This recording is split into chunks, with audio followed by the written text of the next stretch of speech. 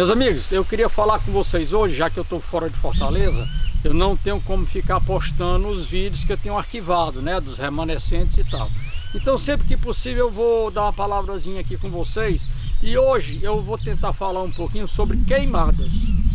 Muita gente indaga o porquê que Lampião poupou a vida do sargento, que era o comandante lá em Queimadas.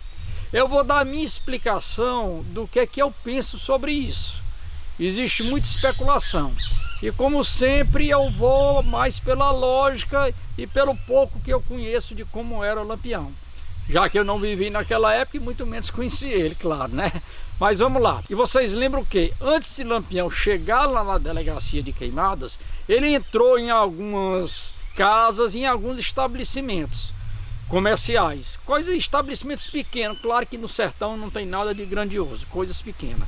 E num desses locais que ele foi presenteado por uma senhora com um mimo, digamos assim, com um presente, como todo mundo sabe. E quando ele foi presenteado por isso, o que é que essa senhora pediu a ele? Que ele poupasse a vida do comandante, do sargento. Se eu não me falha a memória, era Evaristo o nome dele, não tenho certeza. Me deu um branco agora na memória. Ela pediu para que Lampião poupasse a vida dele. Lampião era um cara inteligentíssimo. Ele sabia que ele era respeitado principalmente por conta da violência, onde as pessoas tinham medo dele, e ele era respeitado também por conta da palavra dada, digamos assim.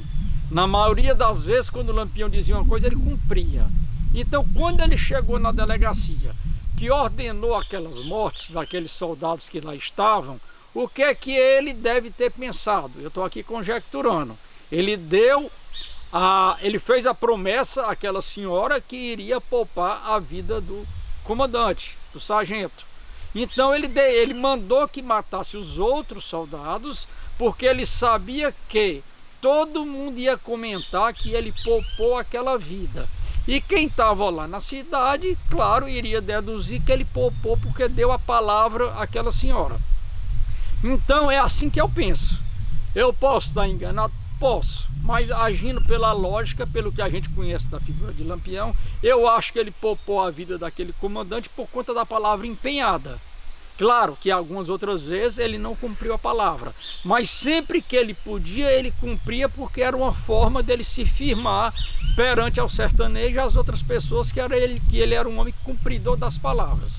E mudando um pouquinho, só fazendo um paralelo, eu queria que vocês esquecessem o partidarismo, esquecessem aqueles quem é pró-cangaceiro, quem é pró-volante, porque isso sempre acontece. Mas já que a gente está falando de Queimadas, qual ato é mais cruento? Qual ato, digamos, como muita gente fala, foi um ato mais bárbaro, e alguns até dizem de covardia e etc e tal?